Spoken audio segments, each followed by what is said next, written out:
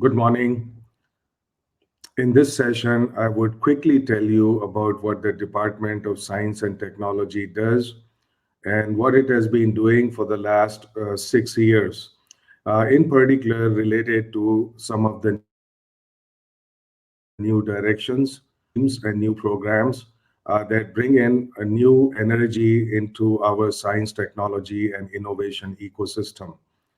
So let me first very quickly tell you what DST does. DST is celebrating its 50th year this year, Golden Jubilee. And indeed, if we look back, there have been very deep foundations that have been built for the infrastructure in science, technology, and innovation. In science, technology, and innovation, in very great depth in our scientific capacity and capability. So building a foundational capacity and capability is one of the major mandates of Department of Science and Technology. Converting that basic knowledge to technology is another aspect, and then that taking that technology through innovation cycle is third aspect. At the same time, DST is also the for making all the international agreements with different countries for cooperation in the science and technology. Also, it's also the nodal department for making all the policies for the nation in the area of science and technology. Also,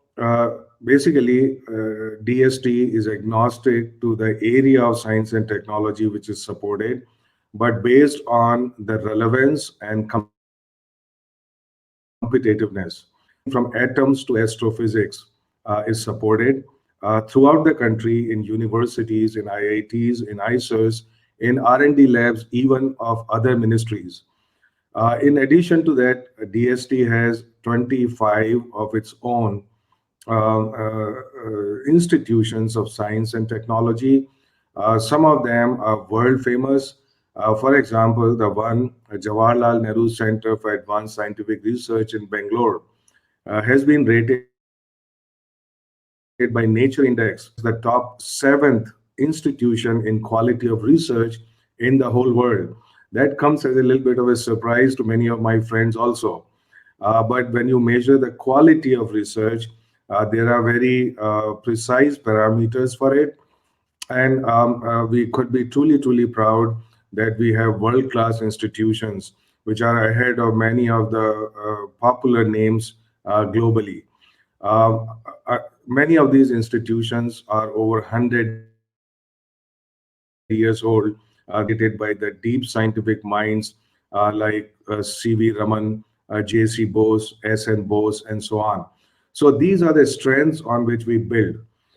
So if we were the canvas of operation is very large for DST because stakeholder base it ranges from everything from school students to college students to university students to PhD students to postdocs to scientists, older scientists, accomplished scientists, scientists who are just starting out everywhere. And we work through every institution, NGO for science and technology in the country, as well as with the foreign governments. So our stakeholder base is very large, and so therefore clearly the activities are very wide. We cannot cover it all in 20 minutes. So I would focus on some of the major aspects, in particular the major directional changes and the new vision and thinking which has come into last couple of years or in last 5 to 6 years. So let me start by saying that we basically we do an analysis, a very in-depth analysis of what are the strengths and weaknesses in our science, technology, and innovation ecosystem every year. And based on that, you would put in the correctional to bring in new schemes that would address the gap in our workings. So, just to tell you first, that India is now number three in the world in terms of number of scientific publications, which is very good. We have done extraordinarily well given all our constraints. We have done exceptionally well, and which basically attest to the very deep foundation of science in the country, very deep minds which have been working on it last 5 decades. So, what is it that we need now going forward? What we need is, while we are doing well in quantity of the knowledge which is produced, we need to also now pay attention to the quality of that research, the quality of publications, the quality of knowledge which is generated, and at the same time, the direction and relevance of that knowledge. Now, of course, the direction and relevance of that knowledge comes from outside the knowledge generating system, these and IITs and so on, R&D labs. A very major correction that we need and have been working on it is to connect our knowledge generation or creation with knowledge consumption. So knowledge consumption happens through government, it happens through industry, it happens through startups, it happens through NGOs, it happens through many different sectors of society. So that has been one of the major focus, is connecting what is the knowledge that we generate and its use. Now, also to enhance the quality and the profoundness of our science, we have started new programs. One of them is called Supra, and basically, you cannot do high quality, profound research unless the scientists take big risk. So, in this particular program, we ask scientists to make proposals that may be risky, but it's a risk which is a calculated risk. We have a very big problem that others have kind of not been working on or have not been very successful. But if you crack such a problem, then that would have a profound impact on the directions of science. That program has been hugely successful, and many new discoveries and inventions are coming out of it. At the same time, when we look at applied research, the major focus ought to be on relevance and its connection with the outside world. In other words, that when we develop technology, it should be with the help of public-private partnerships, which gives an early direction to that knowledge. So we have started a program in which an industry partners with academia or R&D labs. They bring in their human resources and financial resources, which are matched by the government. The problem is defined by the industry, so that is basically co-solving and co-ownership of the problem and its fruits, and the patents and the products and technology that comes out from there. Again, a very hugely successful program. Many industries are on board in partnering in developing relevant research with the help of DST. At the same time, we also started a new PhD program, which is with industry partners. So anyone working in industry can avail of this PhD fellowship, which gives twice the regular amount for PhD students. So a person coming from industry want to work on a certain area and then do PhD in academia, that produces knowledge which is relevant for the industry. Then they go back to industry and continue to contribute to its goals. So there are many examples of public-private partnership which have been put in place in the last 5 years. Other major change in our thinking has been that instead of simply working on what we call the historical tool-based research, which is saying, look, let's do in chemistry, physics, biology, mechanical engineering, and so on. In place of that, we have introduced the problem-solving approach in research, which is based on national priorities of the sectors where there are many science and technology problems that need to be solved. These include include, for example, with Make in India, advanced manufacturing. It is the age of Industry 4.0. Whole lot of automation is taking place. Artificial intelligence, machine learning become the center stage of solving problems. So all of those tools need to be developed and introduced in industry. And so this particular program on advanced manufacturing brings that insight into our research. At the same time, we know that there's a huge sector related to waste processing, wealth. And in fact, there is no greater wealth in waste than the electronic waste. Electronic waste is really concentrated wealth. If we could scientifically extract that wealth from the electronic waste.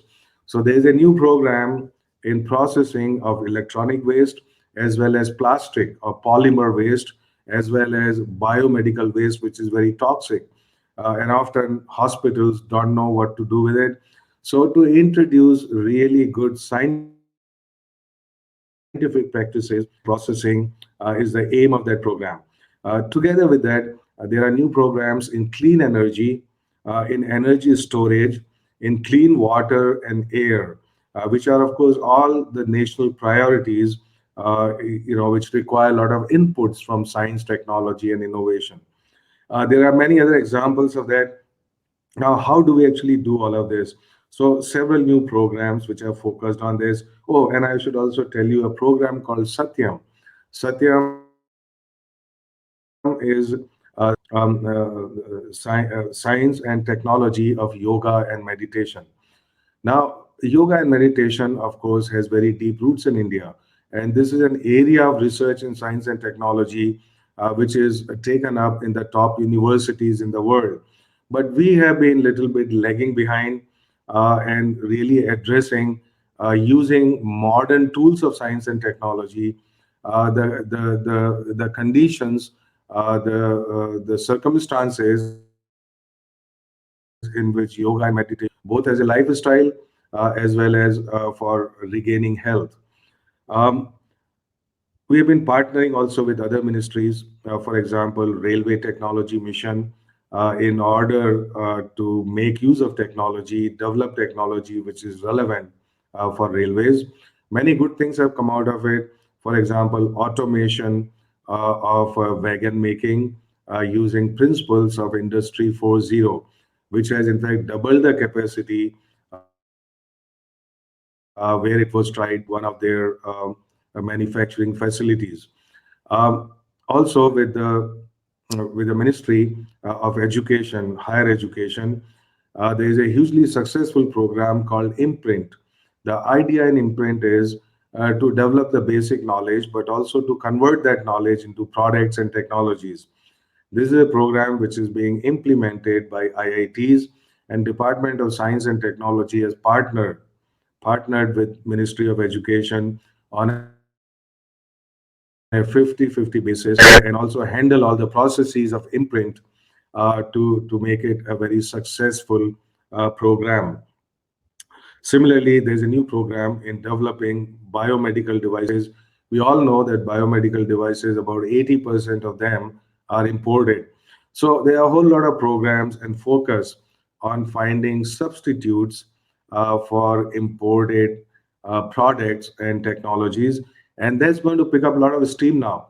It's going to pick up even much greater steam because the COVID-19 times have shown us that we need to be Atmanirbhar clearly, that in the time of crisis, we cannot be looking elsewhere and saying that, hey, we need ventilators, we need diagnostics, we need PPEs, and we need N95 and all that. Fortunately, at the time of COVID-19, we responded very well to the crisis. So just until 8 months ago, all of these were imported. And then just within 4 months or so, our scientists, our scientific institutions, technology institutions could come up with the world-class designs and manufacturing for these products. Today, we are not only Atmanirbhar, we can export these in numbers and of acceptable global quality. Many of the new things also came up with the speed, like, for example, a CRISPR-based tool for diagnostics. which is something very, very new, which is based on very fundamental knowledge, cutting edge knowledge. So all of these things could because of two reasons.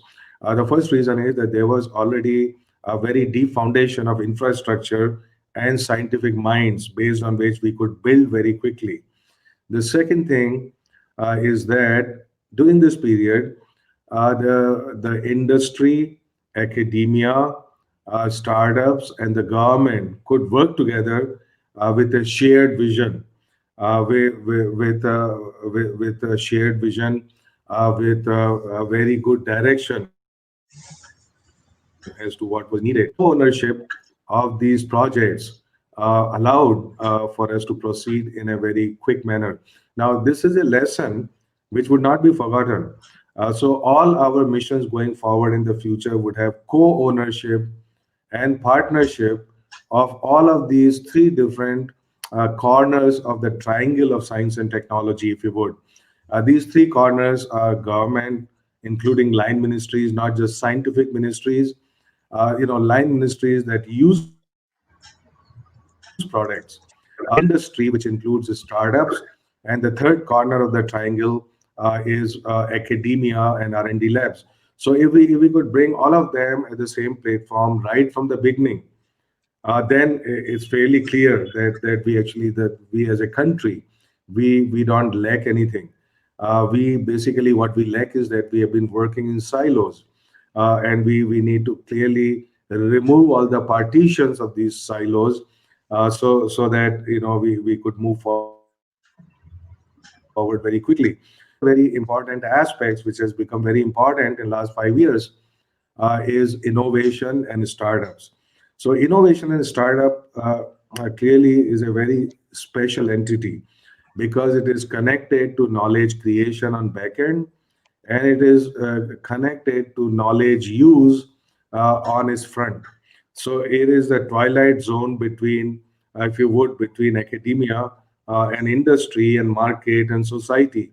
And there's been a very huge movement in creating innovative structures, processes, architecture, as well as support to startups.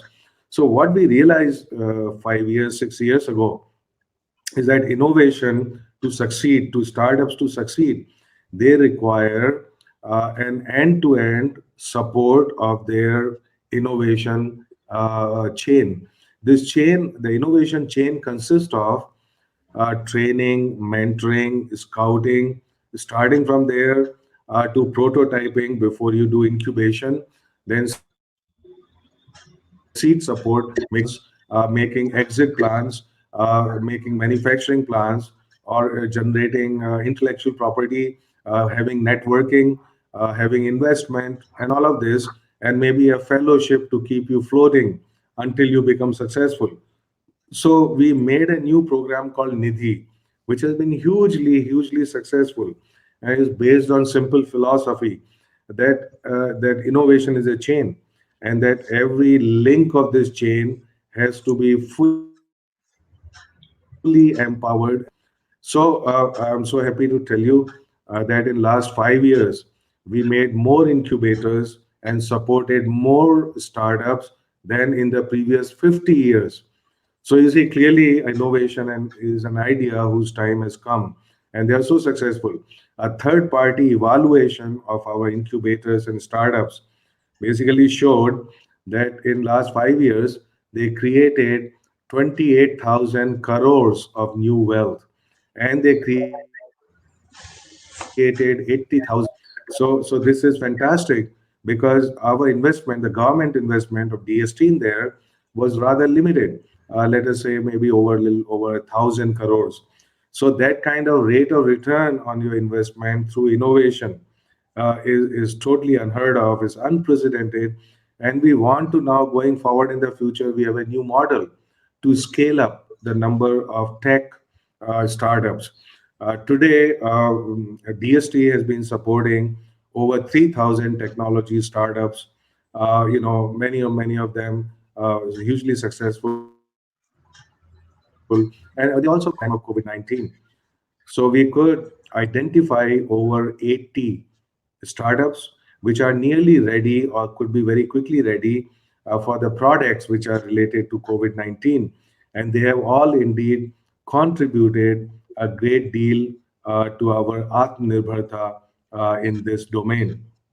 So now what we want to do going forward is we want to scale up our innovation ecosystem by 10x. Yeah, so going forward in the future, we need to scale up our innovation ecosystem by 10x, which means have 10 times the number of incubators and startups. Way to do that would be to have a distributed innovation and startup ecosystem that we are going to put in place very rapidly next year. Another new program in innovation is to catch them young, which means to reach out to school students and take the gospel of innovation, the power of ideas in their young minds. This program is called Manak. Manak basically is a very simple idea. We reach out to about 5 lakh schools in the country, and each school, based on a competition, produce a top two innovative ideas in any which is uploaded online. Basically, you get about a million top innovative ideas every year, which means 10 lakh ideas. From there, we select the top 100,000 ideas, 1 lakh ideas, and give each student of a school 10,000 rupees to convert that idea into a prototype. They get workshop facilities, they get mentorship, and so on. So then, basically, about 50,000 to 100,000 every year, they have the top innovative ideas, convert them into prototype. Then they start competing at district level, then at state level, national level, and so on. Every time, 10% of the previous batch going forward, and they receive more and more prizes and mentorship. Imagine that the impact that this would have on these very young minds, which would fully understand the value, the principles of innovation. And this is where our future numbers will come from. So this is to basically broaden the base of innovation pyramid in the country. Sometimes it's good to visualize innovation as a pyramid. The base of it is these large young minds and the culture. Sometimes we imagine innovation as a chain, like I pointed out, which means that you need to strengthen every link of that chain. And these things have been working very well indeed. Um, Other thing that I pointed out that we need to bring to empower industry. Now there are, a couple of schemes that I talked about. In addition, we started a new scheme last year called Sathi. Sathi is basically to make available to industry, to MSMEs and startups, a whole lot of high-end scientific infrastructure and information. Because it's not very easy for startups, MSMEs to have access to this kind of infrastructure which is needed for their growth, which is global competitiveness. So these Sati centers, which are professionally managed Section 8 companies, each one of them has been set up with investment of 125 crores. Three such centers have been set up this year.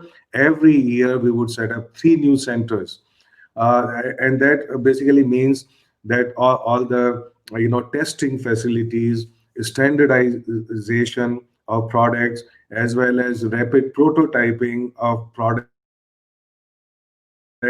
and all of that were out of the country to do all of this.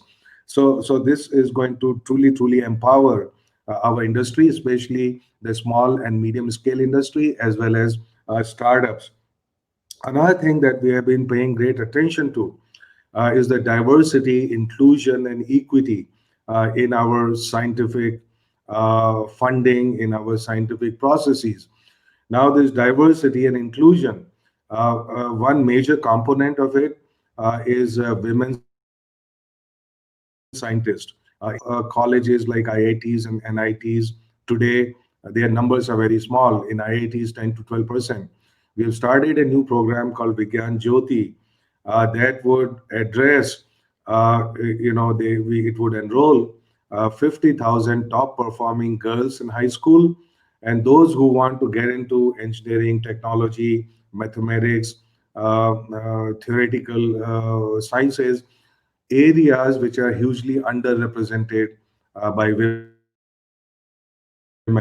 And we will empower them in terms of training, in terms of cultural aspects, in terms of their interactions with role models and leadership of women scientists, even from corporate world, to give them the confidence that they indeed can do it and they indeed should do it, which also involves providing financial support, whatever is needed. It's a multidimensional problem, a holistic, issue which has to be addressed on many different fronts. Also, we have created programs for women scientists who have a break in their career. This break comes often because women, because of personal family reasons, have to take a break or move elsewhere, leaving behind their good job. So now, when you move or you take a break, it finds much harder to find a new job. So until they find a new job, we keep them engaged by giving a fellowship and giving support for them to continue their work. Similarly, we also empower our young scientists because young scientists we need to develop leadership and vision in our young scientists at an early age. And to do that, there are special fellowships, early career grants, and recognition, as well as including young scientists and women scientists in all our committees. So this is basically, going forward, that we need to have full participation of different sections of our society, enriches our science. Because when we go forward in the future, of course, our major challenges of the future are multidimensional. For example, sustainable development. For example, rise of intelligent machines. For example, climate change, environment, resources, clean energy, water, and so on. These are problems which require different perspectives for their solutions. It requires many different streams of understanding and participation. So, diversity is a huge meaning in science and technology, and we want to make sure that all these sections, which have historically been not participating very strongly, are fully empowered. They are provided a level playing field through very many different schemes and programs of DST. Now, thinking about the future, like I said, the future is coming at us at faster and faster rate, is very disruptive. For example, artificial intelligence, machine learning, which will have impact on everything that we do. It will have impact on who we are, whether it is the systems of governance, industry, whether it is information processing, whether it is skills, whether it is education, our research, everything. So we have to be fully ready for these disruptive areas, and we look at all these areas and we make new missions so as to seed the capacity and capability in these areas, so that we are fully prepared. One such example that we have is a national mission on cyber physical systems. Cyber physical systems is the convergence, which is the future of all technology, which is communication, computing, sensors for perception, decision making through artificial intelligence, and autonomous action, like what we call actuators. So, this mission is worth 3,660 crores, and we have already set up 25 hubs across the country, we started doing fantastic work, all the way from robotics, autonomous vehicles, Industry 4.0, machine learning, data analytics, what have you. So, another very big mission that we are launching, which in the last stages, is a mission on quantum technologies, which was announced in the last budget with investment of 8,000 crore rupees. This is going to be hugely disruptive. We are going to we don't want to be left behind other countries. Quantum computing, quantum communication, which is a secure communication, as well as whole lot of quantum devices. So these are some couple of examples. Another example is National Supercomputing Mission, which is now doing very well. Whole lot of these supercomputers and their algorithms and software are being produced in India. So there's a network of supercomputers which is being set up, which brings a lot of muscle to both our industry and our academic research. Finally, let me just point out that policies is a very important aspect of what we do in Department of Science and Technology. So policies in science and technology and innovation. An overarching policy in science, technology, and innovation 2021 is now nearing its end. This policy is going to be hugely empowering for every stakeholder of science and technology in the country. Just to give you a kind of overview of this policy, basically what we aim in this is to create a seamless end-to-end science, technology, and innovation ecosystem, which involves all the stakeholders from industry, startup, academia, R&D lab to the government, and to have this very clear purpose by which we are able to effectively address the problems of science and technology in the country. We maybe look out for this in next couple of months. The policy will get notified, and I think it's going to make a huge impact on how we do things and what we do, and basically how we can get more out of our science and technology while doing it. Just to tell you very quickly, one aspect of it, you see, typically our state governments, states have been little bit weak players in the area of science, technology, and innovation. We want to bring them fully on board. Center state partnerships, we want to ensure that the local problems of states are understood and effective solutions are provided for them. Similarly, industry has to be incentivized, not just, of course, financially, but by other means, so that they become also a big player in our research and development landscape of science and technology, which is by cultivating public-private partnerships of many different kinds on many different so that we can truly become Atmanirbhar for the products and technologies. Another policy, very interesting policy, which has come up, which again should be notified within the next couple of months, is a policy on scientific social responsibility. This is very interesting because we it is clearly the fact that we always been talking about creating interfaces between science and society. Now, the interfaces between science and society have been little bit weak. So how do we make sure that all the scientific infrastructure that we have, the scientific human resources that we have, the scientific information, knowledge, and data that we have, how can all that be used for empowering different sections of our society, whether they are school children, whether they are MSMEs, whether they are startups, whether it is science communication, whether it is our farmers, whether it is our grassroots innovations. So all of that, if we were to engage our scientific infrastructure, information, and human resources with these people who need all this information, and they need to be empowered with what we got. So that is basically about scientific social responsibility. And again, I think a very wide footprint and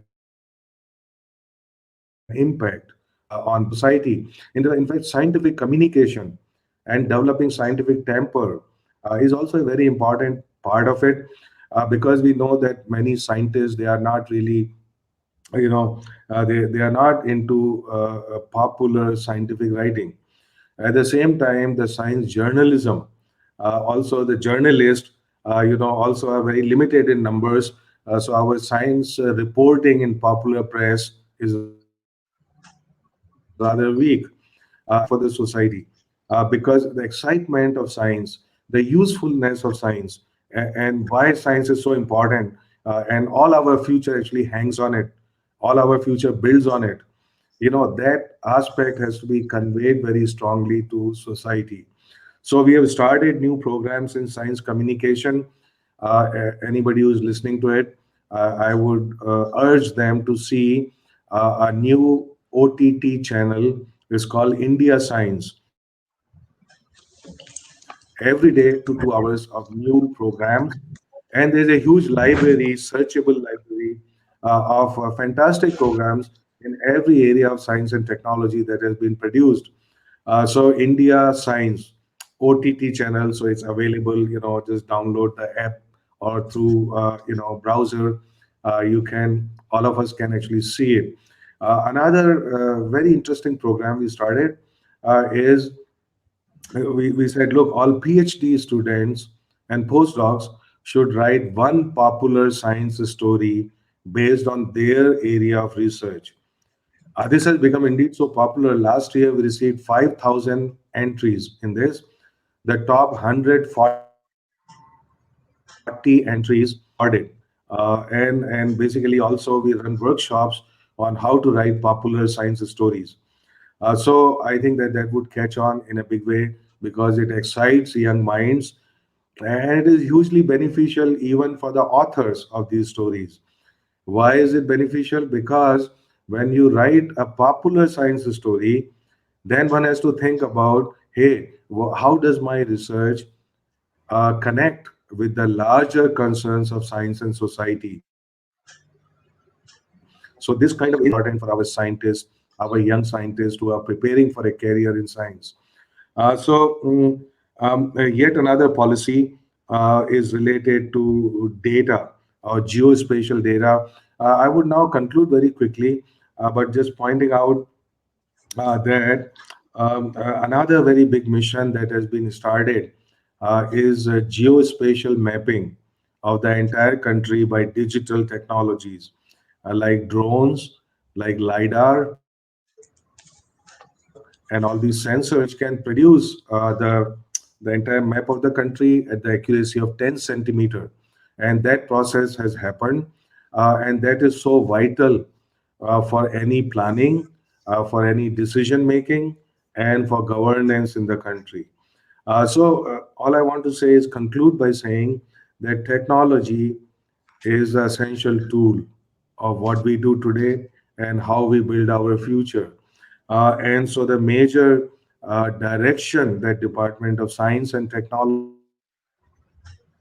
has taken in the last 6 years, one is to enhance the quality and profoundness of our basic research. In fact, put in more resources there. In fact, I'm also very glad while concluding to report that we have been very fortunate with the support of the top leadership in the government, including the Honorable Prime Minister, Honorable Minister of Science and Technology, Dr. Harshvardhan, and everybody else. So our budget in the last 5 years has doubled, which is really unprecedented. And this basically shows the emphasis, the value and importance that people attach on science and technology. So because of that, we have been able to launch a lot of new ambitious programs while retaining the old programs and streamlining them, bring in new strength and directions in those programs, but also look at the new directions in science, technology, and innovation. Um, I think the future looks very bright. Of course, we are going out of COVID-19 time very soon with a vaccine around the corner. And if we continue to maintain all the precautions, masking, distancing, disinfecting, and so on, I think that we would come out of it. We would come out of it, but the overarching challenges of society and their solutions to science and technology will remain forever. These are the overarching challenges. They are only beginning now. We have not seen the end of it. end of them. Be fully prepared in terms of human resources, in terms of industry, products, technologies, in terms of basic knowledge, in terms of applied knowledge, in terms of infrastructure, in terms of policies, to build a very sashakt future for all of us.